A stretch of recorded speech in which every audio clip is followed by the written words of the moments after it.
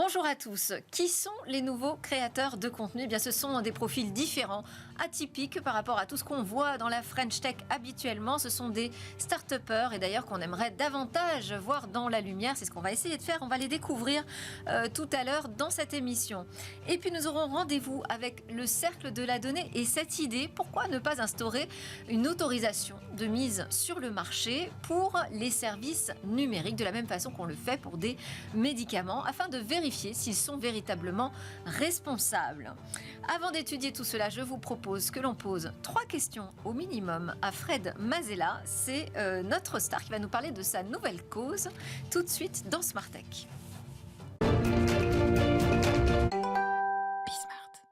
Une star de la French Tech en plateau, pas de l'écosystème numérique. Bonjour Frédéric Mazella. Bonjour. Merci beaucoup d'être avec nous dans Smart Tech. Alors on vous connaît surtout comme président fondateur de Blablacar, le roi du covoiturage. Mais vous êtes également avec 4 autres amis de la tech à l'initiative de Captain Cause, qui est une start-up à mission. Donc qui permet de soutenir des actions qui ont un fort impact social, environnemental. Ça a été lancé il y a 1 an. Et je voulais savoir d'abord ce que ça vous avait permis de récolter. Alors là, sur 2023, on va sur à peu près 1 million d'euros récoltés pour nos associations. On a un peu plus de 100 associations dans notre catalogue et c'est 150 entreprises qui ont déjà participé en justement allouant des fonds qui sont distribués aux associations suivant le choix de leurs clients et de leurs collaborateurs, puisque c'est le principe de Captain Cause. Et on peut citer des exemples d'associations ou de causes en tout cas que vous avez intégrées, que vous soutenez? Oui, alors, il y en a évidemment beaucoup, il y a tout le catalogue. Je ne sais pas, je pense à État Sauvage qui préserve des zones de forêt pour justement favoriser la biodiversité, ou Pur Océan qui va nettoyer le plastique, ou Nature Dive qui va chercher les filets de pêche en mer qui sont échoués et qui pourraient causer beaucoup de problèmes à toute la biodiversité marine. Donc voilà, c'est des projets après en santé aussi, en social, en insertion par le travail, ou bien en santé, par exemple, des programmes qui vont ramener de la joie dans les hôpitaux pour enfants. Enfin voilà, c'est des causes très très vastes. Quand on parcourt le catalogue, évidemment, c'est beaucoup d'émotions. On a envie de toutes les aider, les associations. Et donc, c'est un petit peu le principe, justement, de montrer des solutions qui existent face à tous les problèmes qu'on voit tous les jours. Parce qu'en fait, dans notre société aujourd'hui, on reçoit chaque jour des centaines d'expositions à des problèmes par tous les médias, par tous les canaux. Et on n'a pas toujours des solutions. Et bien, quand on va sur Captain Cause, on voit que plein de personnes œuvrent sur le terrain pour résoudre toutes les problématiques qu'on rencontre tous les jours. Mais est-ce qu'on avait besoin d'une start-up supplémentaire? Est-ce qu'on avait besoin de la tech finalement pour booster encore les dons aux associations? Alors, on introduit un nouveau concept, c'est-à-dire qu'on crée un pont entre les entreprises et les associations en permettant une forme de don à 3, c'est-à-dire qu'avant, le don se faisait simplement à 2, c'est-à-dire que quelqu'un donne, quelqu'un reçoit. Ouais. Et bien là, dans le don, ce qu'on a séparé, c'est qui paye et qui choisit où va l'argent. Et donc, ce que l'on fait, c'est qu'on introduit cette nouvelle forme de don qui permet aux entreprises d'allouer l'argent, mais de confier l'allocation des fonds qui seront dirigés donc vers des associations, à leurs clients ou à leurs collaborateurs. Ce qui fait que l'entreprise fait un cadeau à ses clients ou collaborateurs en leur disant c'est à vous de choisir quelle cause vous allez pouvoir soutenir, celle qui vous tient à cœur. Parce qu'en fait, on a 93% des gens aujourd'hui qui, face à toutes les problématiques qu'on rencontre, ont envie d'agir mais ne savent pas comment. En parallèle, on a 90% des gens qui pensent que c'est aux marques et aux entreprises d'agir. Pourquoi ? Parce que les problèmes sont tellement grands qu'on a envie de placer en face des acteurs qui sont également grands. Et donc c'est un réflexe assez naturel, humain, parce qu'on se dit c'est pas ma petite contribution à 10 euros ou 100 euros qui peut changer quelque chose à ces grands problèmes qu'on m'expose. Donc en fait, on est dans une dynamique où aujourd'hui les marques s'engagent de plus en plus, tout en cherchant à rester proches de leurs clients et de toute leur communauté, de leurs collaborateurs aussi. Et on offre cette possibilité aux entreprises d'offrir des cadeaux qui ont un sens. Ça ramène aussi du sens dans l'entreprise, ça ramène de l'émotion aussi dans l'entreprise. Et c'est très très bon à la fois pour se sentir plus utile, mais aussi pour améliorer les relations entre tous les humains et toutes les entreprises et donc, et les associations. vous avez lancé ce concept de DIFT, un mélange entre le don et le cadeau, avec une campagne, avec Pascal Légitimus, un truc assez marrant, assez fun pour des causes qui ne le sont pas toujours. Qu'est-ce que vous en attendez là? Quels sont vos objectifs en fait pour les mois qui viennent? Alors notre objectif, déjà, il est pas de distribuer 1 million, mais plutôt 1 milliard aux associations, d'où la nécessité d'avoir une forme de plateforme. À quelle échéance? Alors, quelques années, on s'est fixé 5 ans, mais bon, on verra bien. Et donc, la nécessité d'avoir une plateforme technologique entre les entreprises et les associations, eh bien, elle est là, tout simplement parce que ce sont des dizaines de milliers, des centaines de milliers de personnes qui sont impliquées dans l'aiguillage de ces fonds-là, et donc ça passe nécessairement à un moment par une plateforme technologique qui est capable de gérer tous ces volumes-là. Donc, puisque au lieu d'avoir des montants, des gros montants donnés par les entreprises qui iraient à une seule association, ce qui se passe, c'est que c'est toujours des gros montants, mais ce sont nous tous les individus qui décidons de l'allocation de ces fonds, et donc à chaque fois il y a un petit vote. Et donc justement, on a en effet lancé le concept parce qu'on avait besoin, vu que c'était un nouveau concept, on avait besoin d'un mot et d'un mot qui soit facile, compréhensible et international. Et donc effectivement, on a lancé récemment le mot DIFT, qui est la contraction du mot don et du mot gift. Donc c'est don plus gift égale DIFT. Et donc ça devient un don cadeau, ça devient un objet qui est nommable, qui est même conjugable, puisqu'on dit je dift, tu dift, il dift, les anglo-saxons. Vous dites pour l'instant. Ah non, on mais espère tous nos clients le font, c'est incroyable. Ouais, c'est ça. Là, on a lancé ça il y a quelques jours, à peine, ouais. Eh bien, on voit déjà nos clients qui utilisent le mot dift, ils disent je dift, et les anglo-saxons disent difting, c'est très très naturel. Et c'est une nouvelle forme justement de don. Qui est une manière d'offrir un don, une manière d'offrir quelque chose qui a du sens, qui ramène du sens dans notre société. En plus, c'est la période des fêtes. Donc, exactement. Et là aussi, il y a des objectifs peut-être d'ici la fin de l'année? Oui, alors on a aujourd'hui 150 entreprises qui sont partenaires de Captain Cause. D'ici la fin de l'année, on espère en avoir 300. Et donc déjà, en moins d'un an, on a déjà eu 150 entreprises qui nous ont suivis. Donc le concept est vraiment dans l'air du temps. En plus, ça va de petites entreprises, des cabinets de consulting, jusqu'à des très très grandes. On a un grand programme avec Accor. On a aussi des entreprises comme l'Équipe ou Orange ou Respire qui font des programmes sur Captain Cause assez régulièrement. Donc voilà, c'est une large palette puisqu'on est sur un principe. Et derrière, c'est une plateforme technologique. Exactement. Merci beaucoup. Frédéric Mazella, vous allez rester avec nous, non pas pour continuer de nous parler de Captain Cause, mais pour accueillir des start-upers qu'on n'a pas l'habitude de voir en plateau. C'est l'heure de notre rendez-vous avec la diversité. On veut plus de diversité dans la tech en France. Voilà des start-upers qui ressemblent davantage à ceux qu'on croise partout dans la rue, mais qu'on voit tellement peu en plateau. Merci beaucoup d'être avec nous. Niara Diarra, vous êtes fondatrice de Naledisso. Vous allez nous expliquer ce que c'est, mais très rapidement, je dirais que c'est un média business 100% en ligne, inclusif, ouvert à tous. Exactement. Avec vous, Davy Mawete, vous êtes fondateur de Voitures Lambda. Et là aussi, très rapidement, je vous présente comme un média automobile qui recense les voitures les plus durable. On est vraiment sur des sujets de société responsables. Et vous êtes là grâce à Chloé Sebag. Merci beaucoup, Chloé. Porte-parole de Diversity Days. Ça, c'est Anthony Vavkin et Mounir Amni. Anthony venant régulièrement, parfois je m'en mêle. Mais merci beaucoup, Chloé, d'être avec nous. Et puis, je remercie évidemment Frédéric Mazella d'être resté en plateau également. Voilà, c'est la star de la French Tech, un pionnier qui rencontre sans arrêt des nouvelles startups qui se créent. Donc, ça me fait très plaisir que vous puissiez être là et découvrir ces nouvelles initiatives. On va commencer avec les chiffres du mois, Chloé, autour de ces questions de création de contenu, puisqu'on a là de nouveaux créateurs de contenu. Alors, il y a un chiffre qui est particulièrement marquant sur la création de contenu. Ça vient d'une étude qui est sortie au printemps dernier, réalisée par Goldman Sachs, qui expliquait que le marché de la création de contenu équivalait à 250 milliards de dollars, ce qui est énorme, et surtout que ce chiffre allait doubler d'ici à 2027. Donc, c'est vraiment un marché énorme. Et la question qu'on peut se poser aujourd'hui, c'est pourquoi devenir créateur de contenu? Qu'est-ce que ça veut dire? Comment on crée son concept? Ouais. Et c'est ce qu'on va découvrir aujourd'hui. Eh ben avec Davy et Niara, va peut-être commencer par Niara. Honneur aux dames. Exactement. Alors, est-ce que vous pouvez nous parler de Naledisso? Déjà, peut-être nous dire ce que ça veut dire, Naledisso. Oui. Alors, Naledisso, en fait, ça se traduit par la maison des étoiles. Donc, Naledi, c'est étoile en Sesotho, qui est une langue d'Afrique du Sud. Et So, c'est maison en Bambara, qui est la langue la plus parlée au Mali. Et du coup, je suis d'origine malienne, donc c'était un petit clin d'œil à mon pays d'origine, tout simplement. Voilà. Et alors, ce que vous proposez? Alors, je propose en fait diverses émissions et interviews à destination des entrepreneurs issus de la diversité. Donc, l'objectif, c'est de les mettre en lumière. Donc, ça fait maintenant 6 ans que je mène ce projet-là. Et comme vous l'avez dit, du coup, c'est un média 100% en ligne. Et donc, grâce à Nalediso, vous pourrez partir à la rencontre de différents profils d'entrepreneurs, avoir aussi des informations utiles sur le business et découvrir en fait des témoignages sur des sujets spécifiques. Donc, c'est vraiment donner de la visibilité aux entrepreneurs qui en ont Exactement, besoin. et porteurs de projets aussi, parce que c'est vrai que je Qui n'ont pas rencontre- forcément voilà. facilement accès aux médias. C'est Et ça. vous, l'idée vous est venue comment? Alors, c'est suite à 2 constats. Le premier, c'est lors de ma dernière année universitaire.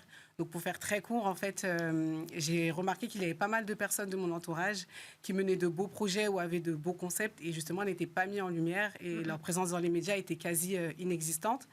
Et le deuxième constat, c'est le fait qu'en fait, les personnes perçues comme non blanches, en fait, ne représentent que 15% en fait, du temps d'antenne. Et ça, c'est un chiffre selon l'ARCOM, donc le chiffre de 2022.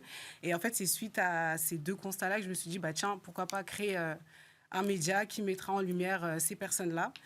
Et du coup, je positionne vraiment Nalediso comme la voix des étoiles émergentes de cette société, du coup, en termes d'entrepreneuriat, business, diversité et engagement aussi social. Et le type d'information, donc vous dites tout ce qui peut servir au business des entrepreneurs, des startups. C'est ça. Bon, ça peut toucher, par exemple, tout ce qui touche les réseaux sociaux. Ça peut être Google, l'économie, la croissance mondiale. C'est vraiment tout type d'information qui peut les aider en fait, dans le développement de leur projet ou leur business. Alors, vous étiez, quand vous avez lancé cette initiative, étudiante en master e-commerce option réseaux sociaux. C'est Je ça. me demandais, on apprend quoi à l'école sur les réseaux sociaux? Parce que Et ben, on alors sait nous, les ce qu'on- utiliser, non? C'était pas vraiment l'utilisation, mais c'est comprendre plutôt comment ça fonctionne. Oui. Après, on avait plus des notions sur le marketing digital, sur comment fonctionne aussi tout ce qui est Facebook, etc. Et on avait aussi une matière qui se nommait Blog 2.0 où on devait créer et animer un blog. Et c'est vraiment plutôt à partir de ce moment-là D'accord. où, en fait, pour vraiment rentrer un petit peu dans les détails, j'ai interviewé mon grand frère qui est acteur et réalisateur. Et c'est vraiment suite à ce constat-là, je me suis dit, en fait, mon frère fait quand même des choses qui sont pas mal. Et il est contacté par des médias, mais pas tant que ça. Pourquoi pas mettre ce talent-là en avant? Et à la suite de ça, en fait, j'avais déjà des personnes de mon entourage qui entreprenaient. Moi, j'étais pas encore dans l'entrepreneuriat. Et après, je me suis dit, en fait, il y a un réel besoin. Et pourquoi pas, voilà. J'ai de l'expérience dans le montage vidéo, puisque j'ai animé la chaîne YouTube de mon ancien club d'athlétisme. Enfin, voilà, j'avais beaucoup d'expérience dans ce milieu-là. Et je me suis dit, en fait, vas-y, lance-toi et tu verras un petit peu comment ça va se passer. Et aujourd'hui, vous avez quoi comme audience à peu près? Quelques chiffres peut-être à partager avec nous? Au niveau des réseaux sociaux, on va dire dans l'ensemble, tous réseaux sociaux confondus, la communauté, elle est environ, on va dire, à 19 000 followers. Après, au niveau de l'audience, j'ai un peu tout, franchement, mais c'est vrai que c'est c'est une audience un peu plus féminine. Je pense que c'est pas vu que c'est tenu par une femme, donc les femmes, on va dire, rejoignent la communauté. Après, j'ai une grosse partie qui est basée en France, mais comme aussi j'œuvre, on va dire, à l'international, et j'ai déjà pu interviewer des entrepreneurs de mon pays d'origine, donc j'ai, on va dire, quelques pourcentages en Afrique. Après, en termes d'âge, c'est entre 25 et 44 ans. Et au niveau des centres d'intérêt, c'est vraiment tout ce qui touche le business, l'entrepreneuriat, les causes sociales, etc. Voilà. Fred, une remarque? Oui, je trouve ça intéressant parce que ça permet justement de s'assurer d'une bonne représentativité de ce qui existe sur le terrain. Alors après, l'accès à l'exposition, elle est toujours difficile pour tous les projets qui démarrent. C'est ça. Quel qu'il soit, hein, tout le monde se bagarre. Ouais. Quel qu'il soit, on a parfois l'impression que c'est plus simple autrement, mais en fait, moi je dis souvent que dans l'entrepreneuriat, il n'y a pas d'ascenseur, il y a un grand escalier. Donc déjà, quand on a compris ça, on fait les pas facile. Moi-même qui suis dedans, c'est pas facile pour moi. Donc, c'est un combat au quotidien, mais bon. Ouais, Frédéric Malzella, vous racontez très bien d'ailleurs la difficulté de l'entrepreneur tout seul face à son projet dans votre livre sur l'histoire de Blablacar. Oui, et puis en fait, tout entrepreneur passe aussi un jour un panneau sur lequel il est écrit derrière ce point, vous êtes seul. Et donc il faut avoir conscience qu'on l'a passé ce panneau-là, qu'on l'a vu et on se dit alors d'accord, donc maintenant je dois vraiment inventer la suite parce que il n'y a plus personne autour de moi qui va véritablement me pousser ou m'aider. Il n'y a plus d'école, il n'y a plus rien. Enfin maintenant on est on est seul face à l'adversité future. Et puis donc, voilà, on prend son petit piolet et puis on marche et puis on avance. Et puis après, un jour, ce qui est marrant, c'est que quand ça commence à marcher, vous avez d'autres personnes qui regardent, qui disent « Oh, bah dis donc, c'est incroyable, comment ça se fait que ça marche ?» C'est clairement ça. ça. Et tu dis « Bah oui, parce que nous, au début, on construit, on met une petite brique. Puis après, il y a un jour, ça commence à ressembler à un mur. On dit « Ah, dis donc, tu construis un mur. Ouais, » Oui, on a l'impression ça fait longtemps, que... Alors, ce projet de Davy va vous intéresser, je pense aussi, Frédéric. Voiture lambda. Alors, qu'est-ce que c'est, en plus précis que ce que j'ai dit? Alors, Voiture Lambda, c'est un média d'influence dont je suis le principal acteur. Donc, je produis sur Internet des essais automobiles, mais surtout des conseils d'achat et d'entretien, ainsi que des revues d'actualité. Bon. Actuellement, je travaille avec... Là, pour l'instant, ça ressemble à un média automobile comme un autre, ce que vous me dites. Non, il y a une petite particularité, c'est que comme je le dis dans les vidéos, c'est du point de vue d'un monsieur lambda. Oui. Quelqu'un qui s'y connaît un petit peu, mais qui n'est pas journaliste automobile de métier. Donc, Qu'est-ce que ça change?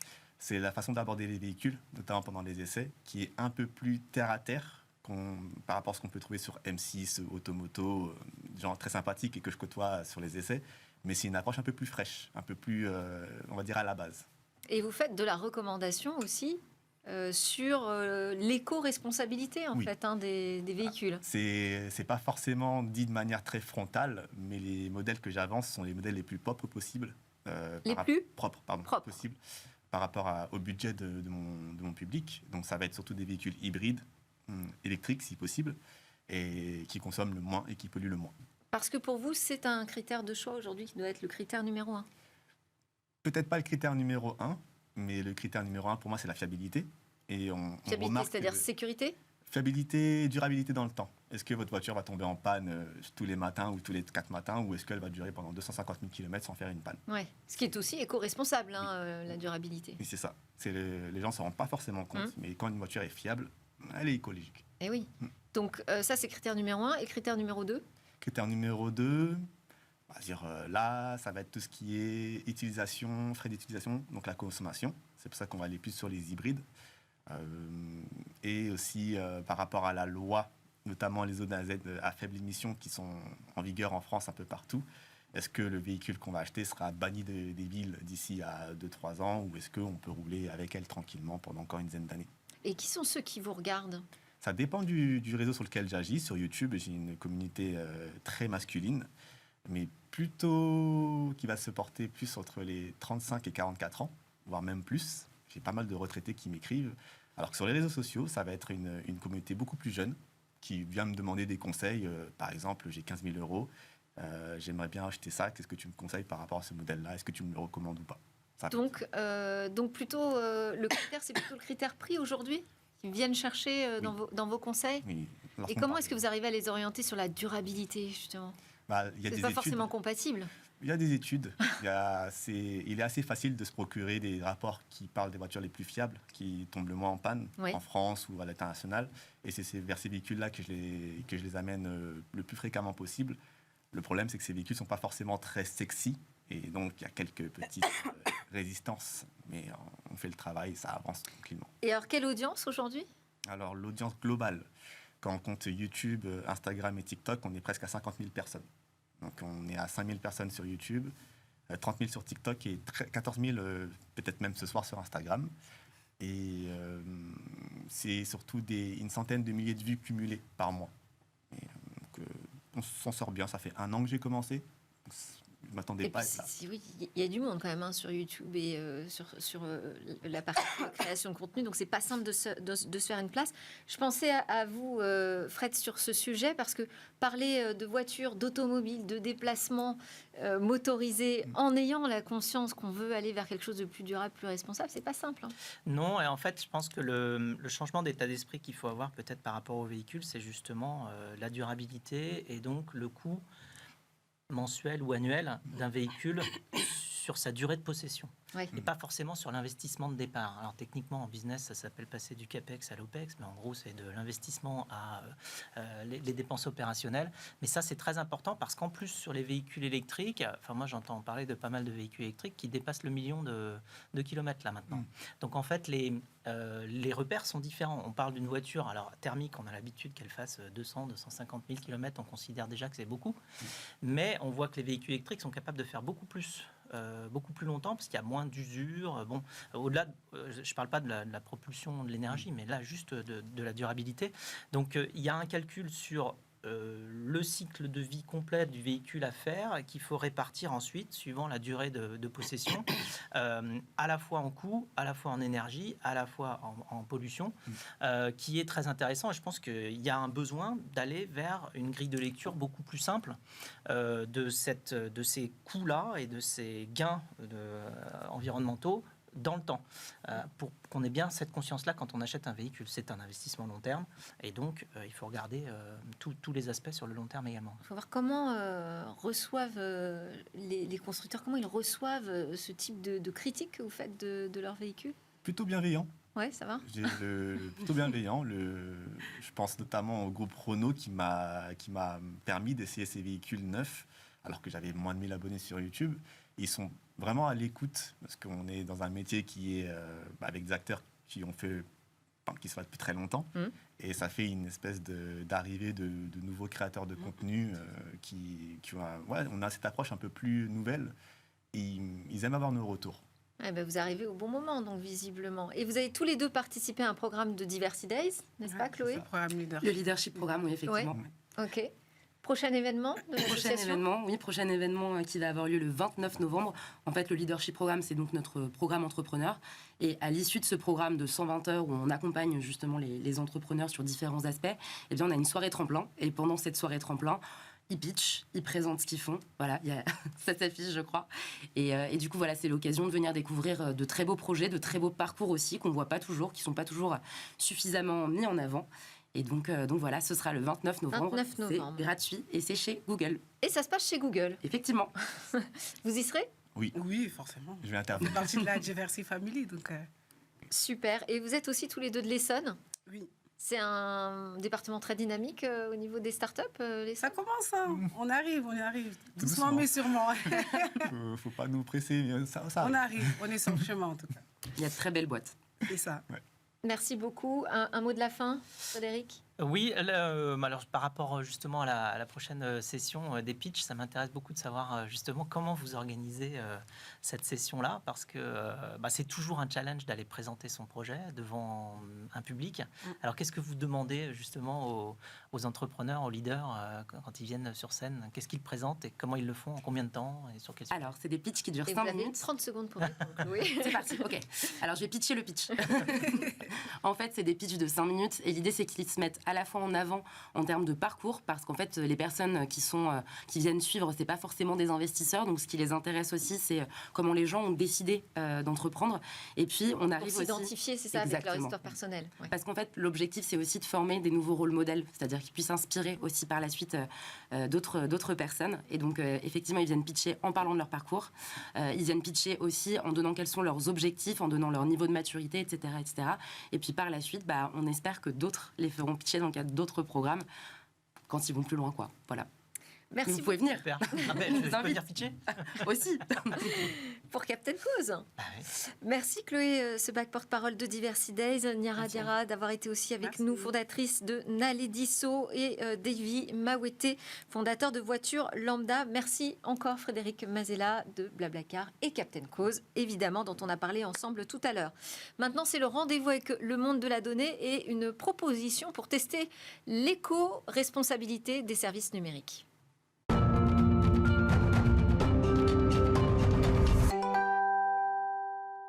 Nous terminons cette édition avec notre rendez-vous de réflexion sur les impacts sociétaux, environnementaux de la donnée. Un rendez-vous qui est incarné par Mathieu Bourgeois aujourd'hui. Bonjour Mathieu.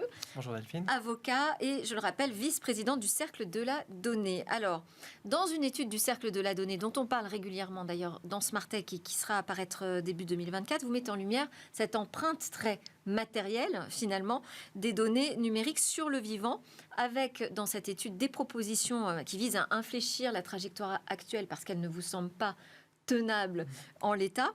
Parmi ces solutions figurent celles consistant à soumettre certains services numériques à autorisation préalable de mise sur le marché, un peu comme on le fait avec les médicaments, les produits de santé.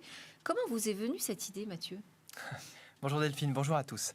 Alors, cette idée nous est venue dans le contexte suivant. Les services numériques nous envahissent, nous utilisons tous à longueur de journée des services numériques, Google, LinkedIn, X, TikTok, Tinder, WhatsApp, Amazon, Le Bon Coin, et même pour les services publics, Parcoursup, la CAF.fr.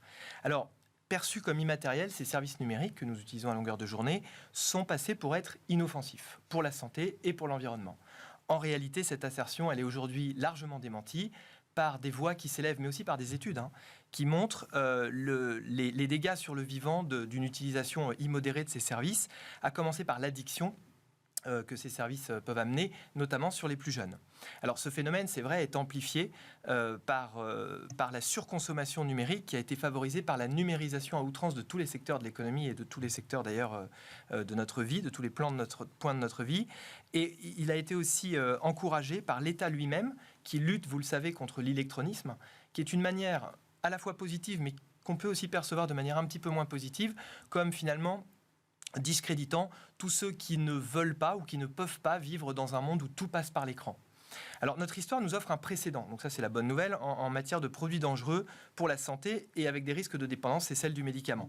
Alors depuis 1941, vous le savez, le médicament est soumis à un régime préalable d'autorisation de mise sur le marché, c'est-à-dire que l'industriel doit prouver avant de mettre sur le marché que son produit présente une certaine innocuité et un bénéfice thérapeutique. Et malgré certains scandales retentissants malheureusement au début des années 2000 avec certains médicaments, ce système a néanmoins fait ses preuves et pourrait inspirer la régulation des services numériques qui présentent deux points communs avec le médicament finalement. Présenter un danger pour le vivant quand leur usage est immodéré, irréfléchi, mais en même temps bien sûr servir ce vivant quand ils sont bien utilisés, bien conçus. Alors l'État, avec cette proposition, et c'est là en fait où nous est venue cette idée, retrouverait son rôle. Vous savez qu'au Cercle, on est très attaché à un réinvestissement de l'État dans l'espace numérique, retrouverait pleinement son rôle en favorisant une réflexion, une prise de recul guidée par l'intérêt général avant de mettre sur le marché. Et c'est vrai que le vivant est au premier rang de ces préoccupations d'intérêt général. Alors si vous le voulez bien, entrons dans le détail de cette proposition. Alors, donc cette proposition... Deux points. Premièrement, le champ d'application de cette proposition serait restreint. Je m'empresse de préciser à nos téléspectateurs que le régime d'autorisation de mise sur le marché ne serait pas bien sûr applicable à tous les services numériques. Il serait applicable uniquement aux services les plus nocifs. En fait, c'est le critère de la nocivité. Alors pour faciliter les choses, l'idée ce serait de mettre en place un mécanisme de présomption de nocivité pour certains services numériques dont on sait aujourd'hui clairement qu'ils ont un impact négatif sur la santé notamment. Par exemple, vous savez, les services numériques gratuits grand public avec des collectes massives de données personnelles et un mécanisme de capture de l'attention, très souvent, ont une face cachée. De la même manière, les services numériques, et souvent d'ailleurs c'est lié avec le premier critère, qui ont des fonctionnalités addictives, comme par exemple l'autoplay vidéo, vous savez, le lancement automatique de vidéos infini, le scrolling infini, c'est-à-dire le déroulement infini, le mécanisme de rétribution, de récompense. On sait par expérience que ce sont des pièges d'une certaine manière cognitifs qui peuvent capturer l'attention pendant des heures et des heures. Donc, les services qui présenteraient en fait ces caractéristiques seraient soumis à cette présomption et donc les industriels qui les mettent sur le marché qui souhaiteraient les mettre sur le marché devraient présenter un dossier à une agence d'État. Alors, et c'est le deuxième point, ce mécanisme il ne serait viable que s'il était assorti de garanties d'effectivité. Par exemple, déjà, premièrement, créer une agence d'État dotée de moyens suffisants et de garanties fortes d'impartialité et d'indépendance pour éviter justement les scandales qu'il y a eu malheureusement dans le domaine du médicament. Deuxièmement, éviter tous les contournements. Donc soumettre à ce régime, bien sûr, toutes les mises à jour, toutes les nouvelles versions, évidemment, des produits qui initialement étaient déjà soumis à autorisation de mise sur le marché. Et troisièmement, et ça c'est très important, on a eu des grands débats au Cercle, impliquer la responsabilité des hébergeurs, c'est-à-dire que les hébergeurs, qui sont en fait des intermédiaires clés, devraient vérifier pour les produits tombant dans la présomption, enfin pour les services tombant dans la présomption qui se font héberger chez eux, eh bien doivent vérifier que l'AMM a bien été délivrée, doivent mentionner d'ailleurs le numéro de cette AMM dans un registre, de sorte à ce qu'en fait, si quelqu'un veut faire héberger un service soumis à AMM, il ne puisse pas le faire sans avoir passé les fourches codines de son hébergeur. On verra ensemble une autre fois si c'est une proposition réaliste à l'heure du DSA. C'est une vraie question qui se pose. Merci beaucoup Mathieu Bourgeois pour cette piste très intéressante. Je rappelle que vous êtes avocat et vice-président du Cercle de la Donnée. Merci à tous de nous suivre. C'était Smart Tech. C'est passé encore une fois très vite. À très bientôt.